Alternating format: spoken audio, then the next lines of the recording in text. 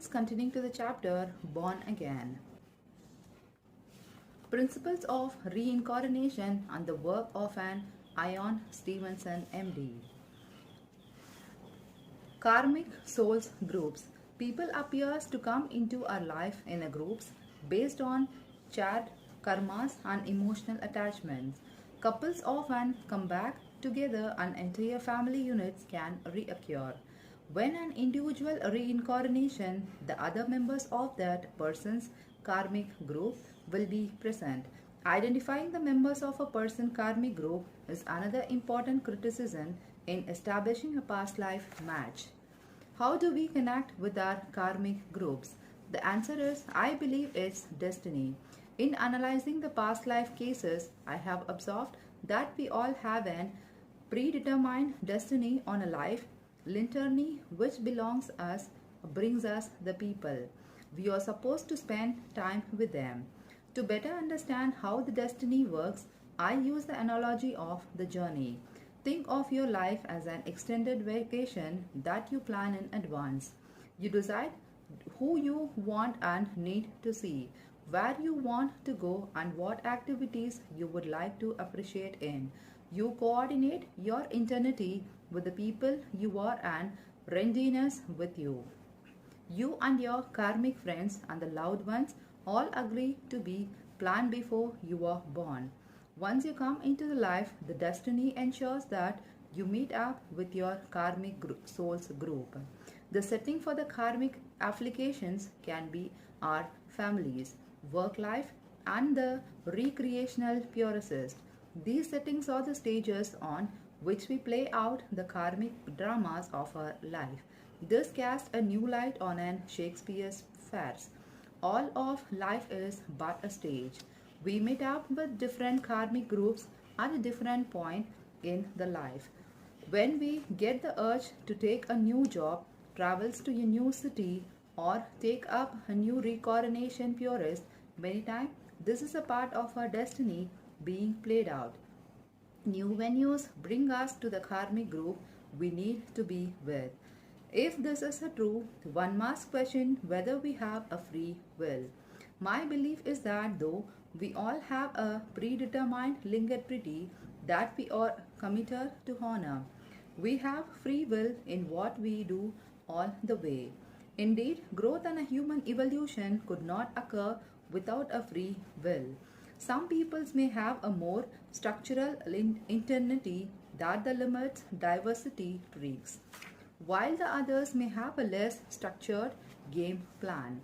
Either way, we have a free will along our designated paths. Karmic group provides insights regarding a deja vu experiences if we meet up the people we know in the past lives. It is not surprising that we may have a spark of an recognition when we meet.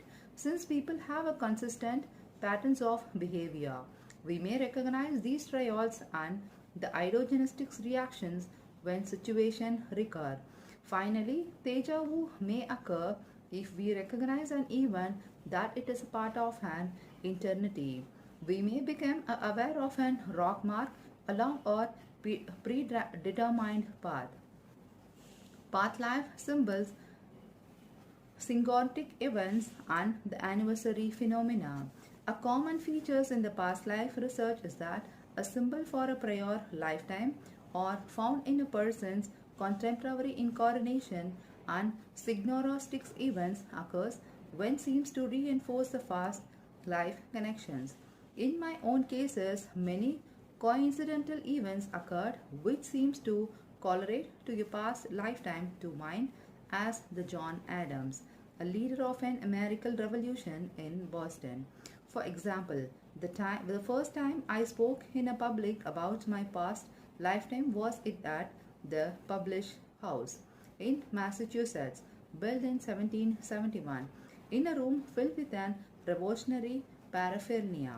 The graphics pertain to the reincarnation cases of an Bill Clinton, George W. Bush, Al Gore, and myself were hung delivered to the President Clinton, then in the office and at the White House on John Adams' birthday. Almost magically, Without realizing it, I also signed my book, Contract of the Return of an Revolutionaries on John Adams' birthday, and became aware of an synchronic singing until the following days. Attraction to the specific geographical locations. Individuals are often attracted to the geographical settings of a past life. In many cases, peoples are observed to the gravitate to the places where they have lived before. Individual may reside in this area often visit own halls on the vacation. In some cases, it appears that the soul is simply nostalgic for the familiar settings. In other cases, the souls may direct the individual to a specific place to trigger an remembrance of a past lifetime or to facilitate a spiritual awakening. The cases of an Robert Snow and Jeffrey Nee illustrate how guidelines to the geographic location can lead to the revolution regarding the past life. Memories. Memories of a past life can be profound effect on the individual who had experienced them. Memories can occur spontaneously or through a past life regressions. In a regressions, a therapist guides a person into a stage of an deep relaxation. The subject is coached to go back in a life until the former lives as experienced or remembered. Memories, whether the spontaneous or experienced through the regressions, or subjective. Alone, those memories provides only weak evidence of an reincarnation, those who have not experienced them. Memories, though, when supported by the objective facts obtained through the historical research and the corroboration, provide and compelling evidences of an reincarnation. Even Stevenson, MD, a physiotherapist at the University of Virginia, has compiled and studied the thousands of cases involving the children who remember the past life in detail. In his work, Dr. Stevenson traveled to the scenes of the contemporary and the past times.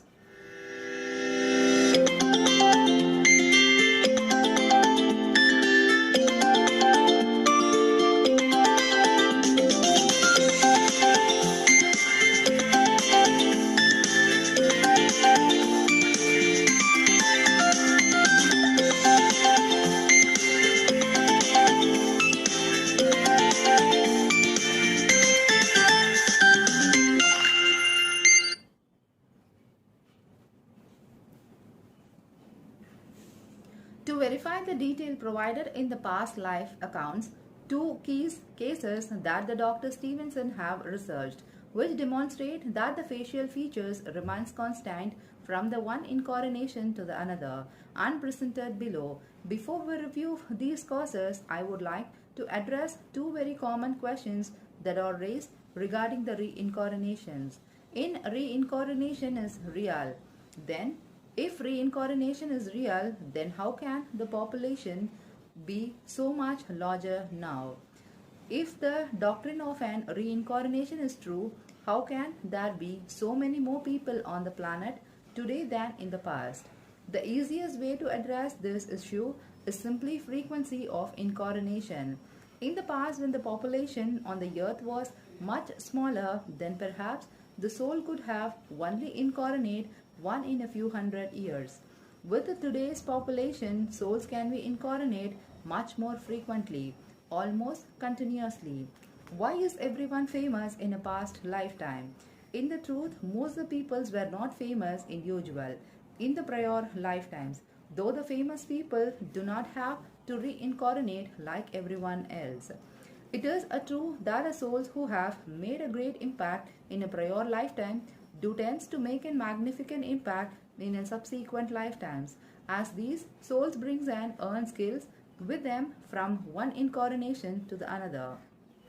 This is demonstrated by the reincarnation cases involved Picasso, APJ Abdul Kalam, Vikram Sabari, Shah Rukh Khan, Rekha, Amitabh and Jaya Bachchan. Individuals can mistakenly believe that they were someone famous in the past lifetime for two reasons. One, they may have known a famous person in the past lifetime and in trying to ascertain a past life identity, they confuse the famous person for their own true past life identity. For example, instead of being Cleopatra, one may have been an Cleopatra advisor or a friend. I call this type of an mistaken matches landmark cases. In this famous person acts as a landmark for an person incarnation in a place and a time. Mistakes can also be made because a famous person may be acting as a guide to a person. We all have in spirit guides that try to help us in our lives. Decade relatives and people who have had close relationship within a past lives can serve as a spirit guides. Sometimes people can confess a spirit guide for their own past incarnation. For example, a person may have been an assistant to Leonardo da Vinci in his art studio, and in a contemporary incarnation, Leonardo serves this person as an spirit guide. This person pursues a career in an art and this time gets an inspiration from the Leonardo, who is coaching the person from the other side. The person that starts to believe that he indeed was an Leonardo da Vinci in a past lifetime, though it is reality, Leonardo is servicing as a spirit guide. With these issues clarified, let us now examine the reincarnation cases that involve the spontaneous memories in the childhood. The reincarnation research on an Ian Stevenson MD. In his career, Dr. Stevenson served as a chairman of a department of an psychiatry at the University of Virginia, the School of Medicine. And he had also honored as an Clarkson Professor of an psychiatry at that institution. For 30 years, Dr. Stevenson investigated the children who remembered the past life. Most of these cases come from Asia, India or other areas where the doctrine of an reincarnation is accepted. In the location where the incarnation is not an accepted belief system, it is though that the parents inhabited a child's expression of an past life memories. The childhood cases studies by the Ivan Stevenson have a common pattern, marked by the following features. As soon as the child can communicate, the child starts to describe a previous lifetime. Often, the child declares that his or her name is different than the name given to the child by its biological parents. The child insists that the current family is not his true family, but that is his or her real family lives in a different village or the town. The child typically remembers the names of various family members from the past lifetimes. Physical features of the houses and the neighborhood in which the child lived during the prior lifetime may be recalled. The child remembers the details of his death in the prior lifetime. In approximately 50% of Dr. Stevenson reincarnation cases, a violent or a premature death occurred in a previous lifetime.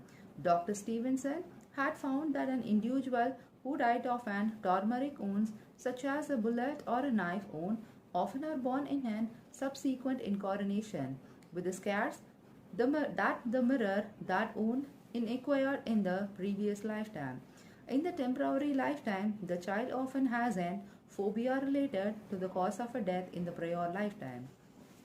The child's family from the prior incarnation is eventually identified. When the child meets his family for the first time, the child is able to identify the family members by the name or by relationship. The child often knows a family secret that the only members of a prior family would know. As a result, the family from the prior lifetime often accept the child as the reincarnation of their deceased relatives. The biological parents of a child in the current incarnation often fears that the child will leave them for the family from the prior lifetime, as the mutual bond between the child and the prior families belongs so strong. These fears turn out to be an unwarranted, as that the bond between the child and the contemporary parents endures. A long-term relationship, though, typically ensures between the child and the family from the prior lifetime. Personality triads, persons, performances, preferences, and the habit often persist from one incarnation to the another. Physical appearance is reported to be similar in a number of cases. In 95% of Dr. Stevenson cases, the child's return amusing the same sex as in the prior lifetime. Thus, in 5% of the cases, gender is received from one lifetime to the another. In 1998, Dr. Stevenson revisited the cases he finds investigated 20 years ago. In two of these cases, photographs of an individual from the prior lifetime were available. These images shows that in a maturity, physical appearances is a constituent from the lifetime to the lifetime. Let us review those two cases which happens to have originated in the Lebanon and are summarized in a book about Dr. Stevenson called The Old Souls by the Tom Shorter. The case of an Hagan Monser, Souza Ghanem. Hannah was born in Lebanon in the midst of 1930s. When she was 20, Hannah married a Farouk Monson, a member of a well-to-the Lebanon's family.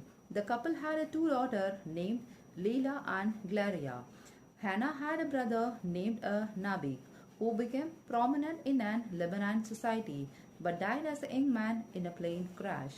After having her second daughter, Hannah developed a heart problem and her doctor advised her not to have any more children. Not heeding the warning, Hannah had a third child, a son, in 1962. In 1963, shortly after the death of her brother Nahib, Hannah's health started to deteriorate. Hannah then started to talk about dying. Farooq Khan's husband said that Hannah told him that she was going to be reincarnated and have lots to say about her previous life. This was 2 years before her death. At the age of 36, Hannah traveled to Richmond, Virginia to have a heart surgery. Hannah tried to telephone her daughter Leah before the operation but couldn't get through. Hannah died of an complication the day after the surgery. 10 days after the Hannah's died, Suzanne Geeman was born. Suzanne's mother told that Yvonne Stevenson that shortly became Suzanne Bird. I dreamed I was going to have a baby girl. I met a woman and I kissed and hugged her. She said, I'm going to come to you. The woman was about 40. Later, when I was Hannah's pictures, I thought it looked like the woman in my dream. In other words, Susanna Gani, mothers had a dream that she would have a child that had the appearances of an Hannah monster, and these dreams became a reality. At the 16th month of an age, Susanna pulled the phone off the hook as if she was trying to talk it into it and said over and over, Hello Leela. The family didn't know who his Leela was. When she got older, Susanna explained that Leela was one of her children and that she was not Susanna but Hannah. The family asked, Hannah what? Susanna replied, My head is still small. Wait until it is bigger and it might tell you. By the time she was 2, she had mentioned the name of her other children and her husband Farouk and the names of her parents and her brother from the previous lifetime. 30 names all in one. In trying to locate the Suzanne's past life family, acquaintance of an Jasons made inquiries in the town where the Monserats lived. When they heard about the cases, the Monserats visited Suzanne. The Monserats was initially skeptical about the children's claim. They became the believers when Suzanne identified of all the Hannah's relatives, picking them out and naming them accurately. Suzanne also knew that Hannah has given her a jewel to her brother Hurdles in Virginia prior to the heart surgery, and that the Hannah instructed her brother to divide the jewelry among her daughters. No one outside of a Monser family knew about the jewel. Before she could read or write, Susanna scribbled a phone number on a piece of paper. Later, when the family went on and Moshe's home, they found that the phone number matched the Monser's number, except that the last 2-digit number was transported. As a child, Susanna could retrieve the origination spoken at the funeral of Hannah's brother, Nahib. Susanna's family tapped the recitation through the tape was eventually lost. At the 5 years of an age, Susanna would fall the Farouk 3 times a day. When Susanna visited Farouk, she would sit on his lap and rest her head against his chest. At 25 years of an age, Susanna still telephoned Farouk. Farouk, a career policeman, has accepted Susina as a reincarnation of his deceased wife Hana. To support his conclusion, Farouk points out that from the photograph, Susina accurately picked out and score of people they had been acquainted with and knew the other information that only Hana would have known. The case of Rashid Kadi, Daniel Jurdi. Rashid Kadi was an auto mechanical who lived in a town named as Farmatha in Lebanon. Raised, Rashid was born in 1943. When he was 25, a friend named Ibrahim picked him up to go to a car ride. Ibrahim stepped towards the Mediterranean Sea and at a place called a military beach lost control of a car. Rashid was thrown from the vehicle, incurred head trauma and was instantly killed. Once a year later, Daniel Jurdi was born. Daniel's earliest word was Ibrahim. At the age of 2, he told his mother, Latifa, I want to go home. At 2.5, Daniel made the statement, This is not my house. You're not my mother. I don't have a father. My father died. Daniel's mother recalled. He could not call Yusuf daddy. He called him by his name. Further, Daniel said, My father's name is Naim. Naim was Rashid Khadiba's father. At 2.5 years of an age, at a family picnic, a relative tried to pronounce the name of a town, Karifmata. Daniel interviewed and correctly pronounced the name of the town. When his father asked how he knew the name of a town, Daniel replied, I am from Karfata. When Daniel and his mother were driving in a Bureau, they passed a place on a sea called the Military Beach. Daniel shut his eyes, hiding himself with his hand and started crying. Then he screamed, This is where I died. Daniel also related that in his prior lifetime he was mechanic. Regarding the accident, Daniel said that Ibrahim was speeding and lost the control of a car. Daniel said that I flew out of a car and landed on my head. When the help came to assist the injured, Daniel said that he heard someone says, Leave this one, he is dead. In the nursery school, Daniel told the teacher his name was Rashid. In other incidents, at the nursery school, little Daniel pitched an attractive young teacher and made a suggestive remark. Eventually, Daniel's father sent to an Antiguans to a Khalifa to inquire about someone fitting the Daniel description of an mechanic who died in an auto accident at Military Beach. The Khatijas heard about the story and visited Daniel. When Stephen interviewed the two families in 1979, both said upon their initial meetings. Daniel instantly recognized Rashid's sister, Najila, and called her by the name. When the families met, Daniel told his mother to bring the bananas for the guest. Rashid loved bananas, and his mother and sister stopped eating bananas after his death because bananas reminded them of their loss of Rashid. Later on, during a visit of an Karfmata, Daniel also spontaneously recognized Ibrahim as well as Jijat, Rasim's haunting buddy. Rasid's family has accepted Daniel as a son from a previous lifetime. They have a picture of him at the home and keep a bed for Daniel, who visit 1 or 2 months a month. Daniel has married and worked as an accountant. Daniel has a phobia of raising cars, which apparently reflects the psychological trauma incurred by the Rashid in a crash at a military beach. Dr. Stevenson has studied almost 3,000 cases in which the children are reported to remember the past life. Dr. Stevenson has stringent criteria for considering the cases valid, and of 3,000 cases that he has examined, and 1,000 meet his criteria for being authentic.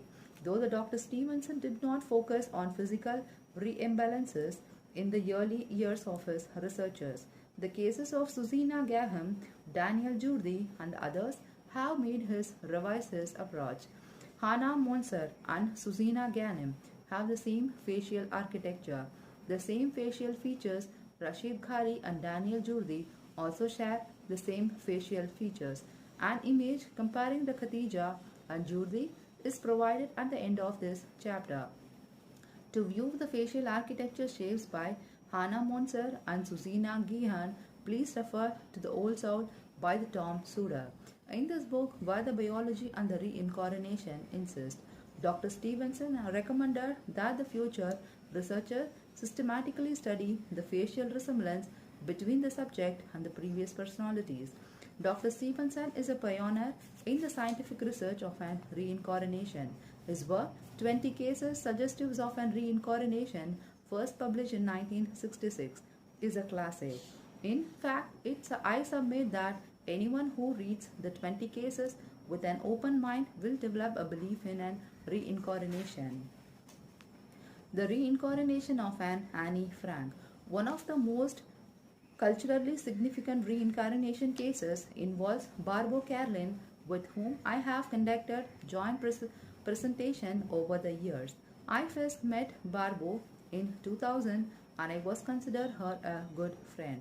I have heard her story many times and I would like to share it with you at this time.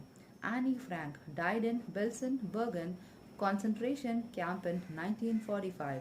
Less than 10 years later, in 1954, Barbara Kalin was born to a Christian family parents in Sweden. When she was less than 3 years old, Barbara told her parents that her name was not Barbara, but Annie Frank. Barbara's parents had no idea of what Annie Frank was, as a book of Annie Frank, Diary of an Young Girl, also known as Diary of an Annie Frank, has not yet been published in Sweden. Barbara relates that they wanted her to call them Ma and Pa, but Barbara knew that they were not her real parents. Barbara even told her mother that her real parents would soon come to get her and take her home. During her childhood, Barbara told her parents details of her life as Annie, which her parents thought were fantastic. Barbara also had nightmares as a child in which men ran up the stairs and kicked in the door to a family attic, hiding the places. Barbara had a fear of a man in uniform and aversions to a being with which the Frank families excited on for nearly 2 years, and she would only take baths, not showers. Barbara memories concerned her parents, and at one point they had her evaluated by a psychiatrist. Barbero thought that had by this time learned that it was not wise to talk about the other world she lived in, the world of Annie Frank, as she noticed that everyone got tense when she described her memories to them. When she saw the psychiatrist, she made no mention of her memories of being. Annie was deemed a perfect, normal little girl. When Barbara was a little older, she became confused when her school teacher began talking about Annie Frank in the class. How could her teachers know about Annie Frank? Further, Barbara began to realize that Annie Frank was an well-known person. How could that be? As Barbara later in her life, for her as a child, all this didn't work for me. Imagine how hard it must have been from Barbara to have all these spontaneous memories and have no one to talk about them.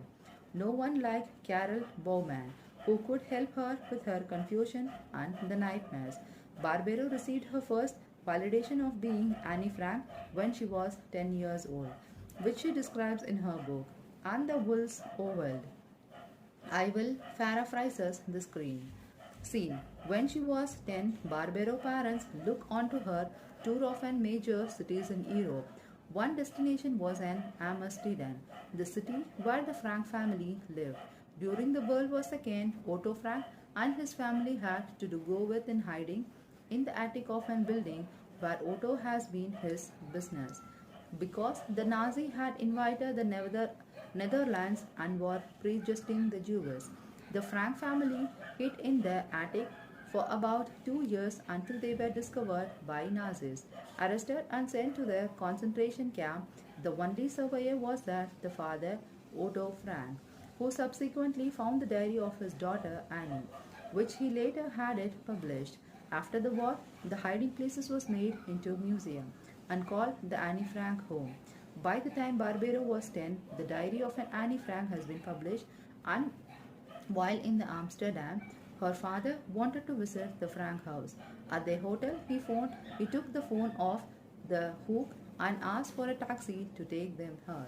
Barbero suddenly explained, "We don't need a taxi. It is not far to walk from here." Barbero was so dead certain that it didn't occur to her parents to object.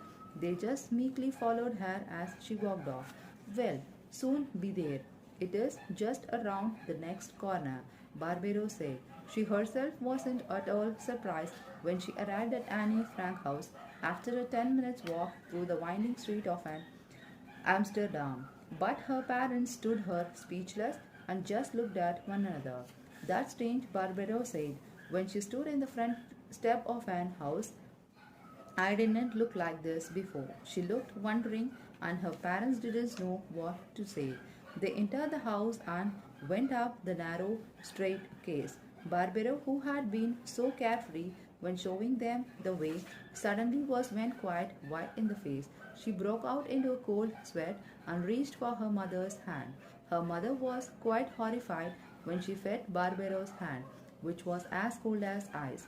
When they entered the building place, the same irritational terror overcame Barbero as she has experienced so many times in her dreams.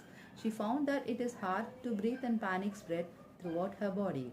When they went into one of the smaller rooms, she suddenly stood still and brightened up a little. Barbero looked at the wall in the front of her and exclaimed, "Look, the pictures of a film stars are still there. The pictures of a movie stars that the Andy have clipped and affixed to the wall," which the Barbero saw at the moment, made her feel happy, almost as if she had come home. Her mother stared at the blank wall and couldn't understand this at all. "What pictures? The wall is bare." Barbero looked again, and she saw that this was true. The wall was bare. Her mother was so confused that she felt driven to ask one of the guides whether she knew if there has been a pictures on the wall at once. "Oh yes," one guide replied. "They have only been taken down temporarily to be mounted under the glass so that they wouldn't be destroyed or stolen." Barbero mother didn't know what to say. "How in the world could you find your way here first of all? Then insert the step outside and were different, and then see the pictures on the wall when they weren't there." Barbero mother was full of questions and really quite irritated. But Barbero was quite incapable of saying even a single word. She just wanted to get out of there. She couldn't stand it in a moment longer. Her legs felt like jelly as she went down the stairs. She had never before in her life felt so wretched. The tears ran unreasonably down her face, and her legs would not carry her. When she reached the bottom steps, her leg folded under her and she fell. In this passage, paralyzed us from, and the wolves howled. Barbero related this incident that finally made her parents believe that she is an reincarnation of an Annie Frank. After all, how else could she know how to get to the Annie Frank house on a family's first trip to Amsterdam and without the direction? How could she know the stairs has been modified, or that the pictures of a movie's star that the Annie Frank has affixed should be found on a wall when the pictures has been removed for mounting? Barbero's mother responded by becoming a very spiritual and a believer in an reincarnation. Barbero's father, on the other hand, seemed annoyed. Barbero related that her father responded by saying, "I can't deny that you have somehow been here before. Perhaps you have lived before and have reincarnated, but you are the only one." Barbero understand that being faced with the possibility reality of a reincarnation, the happenings of the day upsets her father. Christian's worldwide view, where everything was said right. Barbero was much happier though from this point on, as she could now talk to her mother about her lifetimes as an Annie Frank, and she had her mother's support. Like Annie Frank, Barbero Carlin was a childhood right prodigy. Barbero retired said the learning to write was a great gift, and when she could not speak to anyone about her life pastime memories, once she learned to scribe, she could have a discourage with her writing table. What When she was 11 or so, the family friends read Barbero notes to herself and realized that this was a worthy prose. Barbero was asked if her casual writing could be complicated, which she agreed to, and at the age of 12, her first book of prose was published. This book, The Man on the Earth, became the best-selling prose poetry in the Swedish history. Barbero became a little celebrity, debated theology with the ministers and the theologian on the television programs. After her adolescence passed, her past life memories began to fade, which was a relief to Barbero. And as of now, she could finally lead a normal life. It was not until she was in her 40s that the memories began to emerge again as described in her book. Until this time, Barbero never thought that she would write about her memories of being Annie Frank. But as in Barbero, witfully, one commented in an interview, never say never. After her book came out, she received a great deal of an attention in Europe. On an institution, she described to move to California, where I was fortunate to meet this great soul. When I first received a phone call in 2000s in which I was told that a woman claimed to be an reincarnation of an Annie Frank, I was doubtful. I met her though with her husband Stephen, and I came to realize that I had truly met the incarnation of an Annie Frank.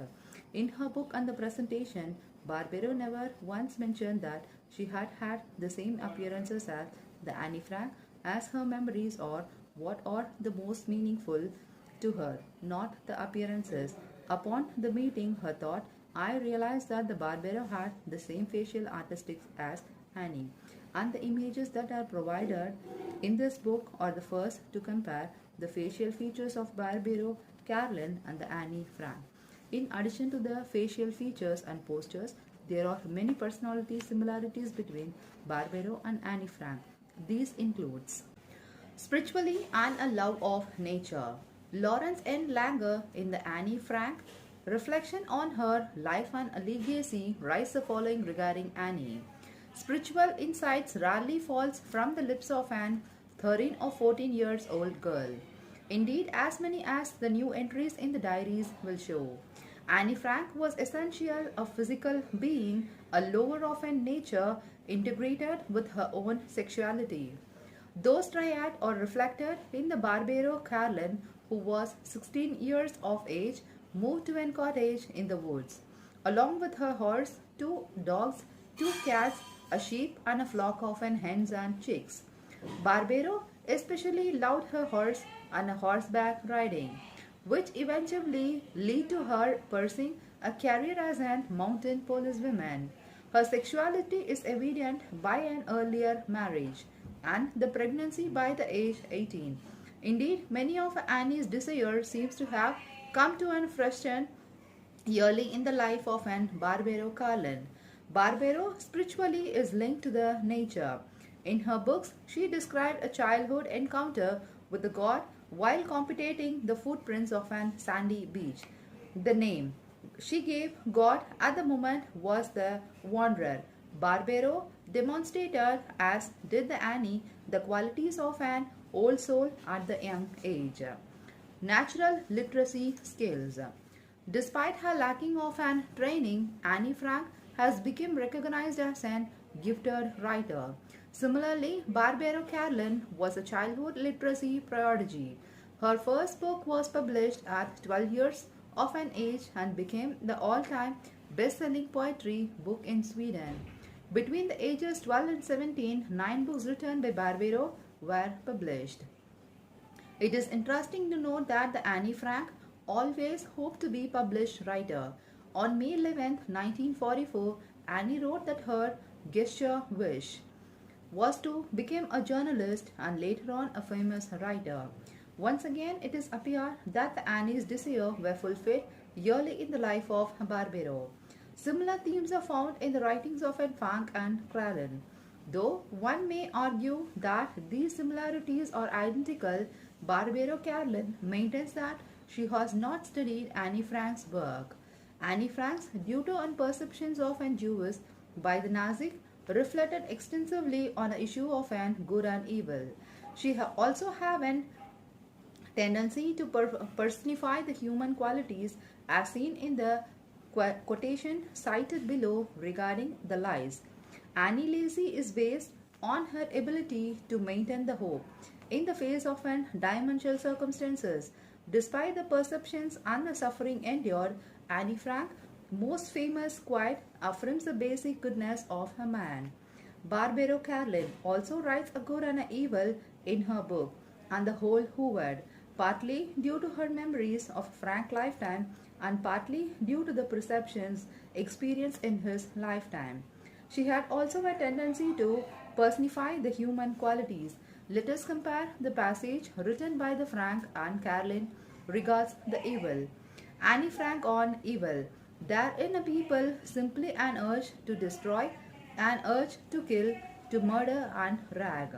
I got frightened myself when I think of an close friend who are now at the mercy of the glorious monster, even to stack the earth, and all because we are Jews.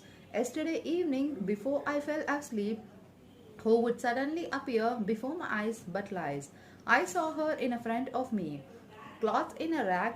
Her eyes were very big and she looked so sadly and reproachfully at me that I could read in her eyes, "Oh Annie, why have you deserted me? Help, oh help me, rescue me from this hell." Barbaro Carlin on evil. If only she would write about the how important even vital it is never to give up in the face of evil, regardless of how dark and wretched everything may be seen. Evil was present on the earth and would probably always be there. It would always try to conquer the good. Annie Frank on a good. In spite of everything, I still really believe that people are really good at the heart. Barbaro Carlin on good. Carlin on good. But the more people there were who believed in the goods and in the good force within themselves, the greater the possibility of keeping the evil under control if only they could believe in God. And in the presence of the inner forces, many unhappy people would be able to fight their way from the darkness. Most people on the earth were not yet aware that they could find the good forces within themselves and that it could help them if they do not only sort it out. In closings, Annie Frank believed in goodness in the face of evil and the persecutions. In the persons of Barbaro Carlin, we hear the voice of an Anne in an wiser form. Barbaro had to integrate Annie's death at an Belsen concentration camp. If we accept that Barbaro as an reincarnation of Annie, then Annie returns with a paginated message that evil cannot kill the spirit and that the spirit has no particular religious, ethics or racial ties. Barbaro was raised as a Christian in his lifetime, whereas Annie was perceived as a Jew. Reflected that if only a few decades ago the German people knew that a person could be born Jewish in the one lifetime and the Christian in the another, that the Holocaust could never have happened.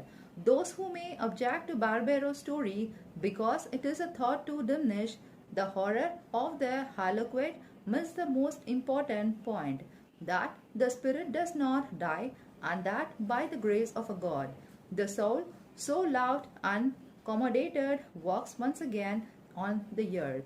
Let us not dismiss this glory.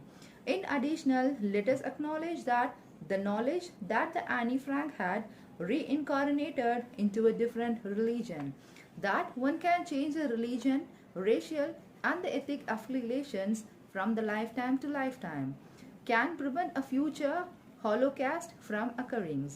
I will cite on one last quotation from the Annie Frank's diary, which refers to the preservation of an Jewish faith and the people. It is also have an poetic ring of an truth regarding the reincarnation, perhaps not intended by the Annie, yet beautiful all the same. Who has inflicted this upon us? Who had made us Jewish different from all other people? Who had also followed us to suffer so terribly up till now. It is God who had made us who we are, but it will be good too, who will raise up again. Robert Snow is a captain in the Indianapolis Police Department who is currently in the charge of an organized crime. Captain Snow has written a book called as Looking for an Carol Beckwith, within documents his reincarnation cast in detail. In this chapter, I will provide a synopsis. The story begins at a party where a fellow police officer who conducted past life regressions as an avocation was described how she could guide the clients into an relaxed state so that the past life memories could emerge. Captain Snow thought that these so-called memories must be fabricated, and he discounted the past life memories as a fascinities and told that the regression therapist so. Incensed that the past life regressions therapist dared a Captain Snow to have a past life regressions himself. Snow said, "Sure, I will do it," though he really had no intention of following through. The regression therapist, who was also a fellow police officer, kept haunting the Snow and even assassinated him for being scared. That did it, and recurrently, Captain Snow got a referral for a different regression therapy and scheduled an appointment. Only so it wouldn't look like, he said, welched on the dare. Captain Snow did not believe in the reincarnation and did not expect to have an meaningful experiences during the session. A delightful aspects of an Captain Snow book is the high level of an skepticism and a mischievous sense of an humor that infuses the narrative. Let us share in the Captain Show's experiences through the following passages from the Looking for Carol Beckwith. We start with the regressions therapist, Mr. Marlin Griffith, building the regressions. Dr. Griffith begins by the instructing Captain Snow to imagine that he is relaxing comfortably in his den at home. The narration from the Captain Snow books follows. Now picture your higher self coming into the room to greet you. Dr. Griffith said, "I did that too, though as I sat on the couch with my eyes closed. I couldn't help but wonder what the hell I was doing there, particularly when she asked me what my higher self was wearing. How the hell would I know? This was her daydream. But I decided to give it a try. White, I answered. A long white gown. Wasn't that what all the spirits wore? Your higher self is standing there and asking if you're ready to go on a trip. It is telling you that it will guide you and protect you on your trip." Oh Lord, I thought, as I tried to maintain a facial expressions of an seriousness. I can't believe that I am going to do this. Eventually, as much as he shook, Captain Snow experiences the powerful and very clear past life memories during the regressions. Captain Snow has related that his perception of the past life events was clear as walking consciousness. He recalled several different lifetimes, but that the one that was the most prominent was a portrait painter in what seems to be the 19th century. Captain Snow remembered 29 specific details regarding this lifetime. One involved the painting a portrait of an hungbank woman. Captain Snow vividly remembered the experiences, including the questioning of why someone with a pronounced deformity would want a portrait of themselves. The regression has such a profound effect on the Captain Snow that he has become absorbed with the trying to determine whether it was authentic. Captain Snow himself still did not believe in the reincarnation and operated under the assumption that he had learned about the portrait painter in the past through a book, at a school or at a museum, and at the regression experiences represented a forgotten memory that had surfaced. Snow investigated the regression experiences as he would a police case. He methodically examined the art books, visited the art galleries, and contacted the art dealers, searching for the portrait of an hunger bank woman had seen in the regressions, or to find some other clue. Captain Snow was unable, though, to identify any historical artist consistent with the regression persona. Snow is an experienced researcher having written six books on a police management and the other topics. He is also high intelligent. He scored straight as in the college and earned a full scholarship for a doctorate program in psychology. None other than less, after a year of research, he came to a dead end.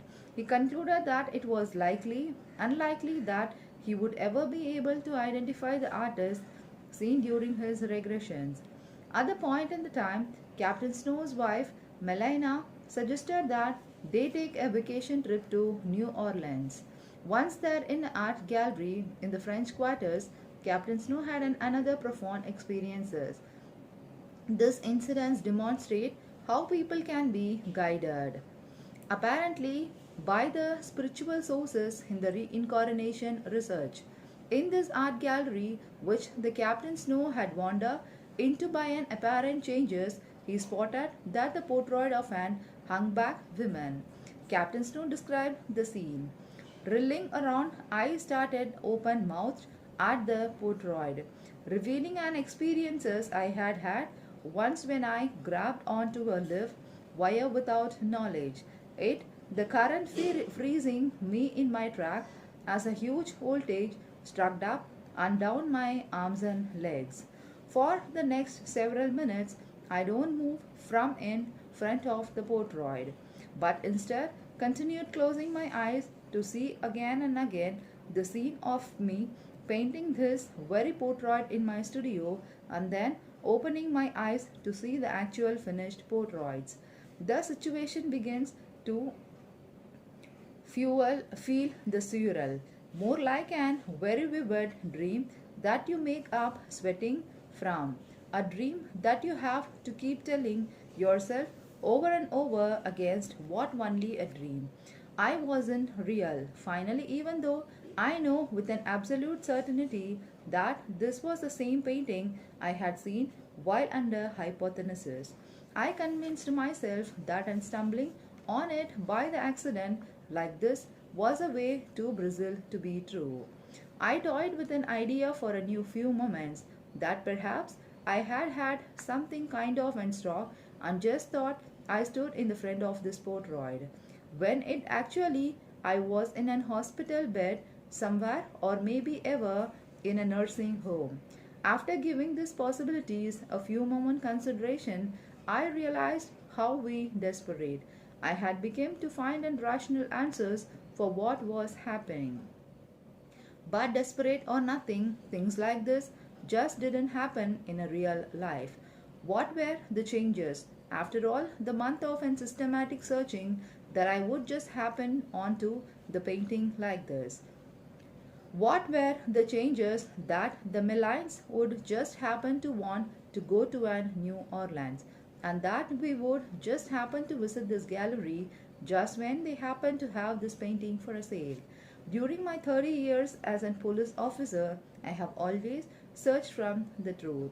The truth that didn't turn out to be what I expected. But still, the truth was what I had always searched for. And now here I was seeing to be facing searched for. And now I have seeming to be facing the truth I had been looking for, what at the same time trying to deny it, trying to find any way to deny the truth of what I had found. Supernatural things did not happen to your real people. Maybe they did the movies, but not in the real life. These passages from the captain's news book shows that the supernatural things do happen in the people's life. From the portrait of an hung-back woman, Captain Snow learned that the name of an artist in his past life regression was Carol Beckwith. Captain Snow researches the Beck with the life through an extensive diary that the Beck had left behind, as well as through the other sources of that 28 specific memories that the snow had documented from the regressions such as the painting of an hung-back woman. 28 were verified through this research. Though initially reluctant to accept the reincarnation as a basic from his regression experiences, Captain Snow finally came to the conclusion that he had been Carol Beckwith within prior lifetime. He stated that the evidence he complemented would stand up in the court and that the no plea bargaining would be entertained. Interestingly, Captain Snow was not aware of a physical resemblance between himself and Carol Beckwith. When I met the Captain Snow at a meeting of an International Association of and Regression Research Therapists IARRT in September 2000, I offered to take him a picture and compare it with the Beckwith. I knew from the experiences that these comparisons are best done by the lining up the images side by side. At this point, please refer to the comparison of an Beckwith and the snow provided in his book.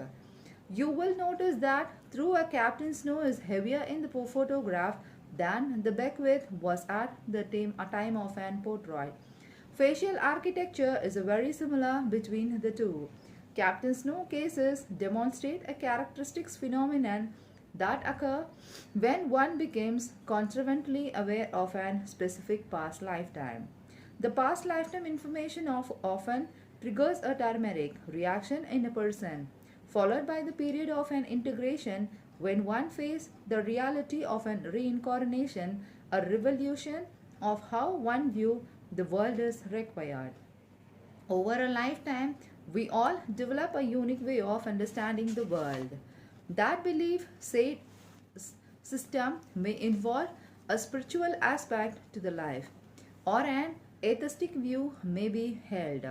Regardless of what one's belief system is concerned, evidence of the reincarnation demands an alternation of one belief system. Even if one believes in reincarnation, the shift from a belief in a past life to observing the objective evidences of reincarnation can be a shock.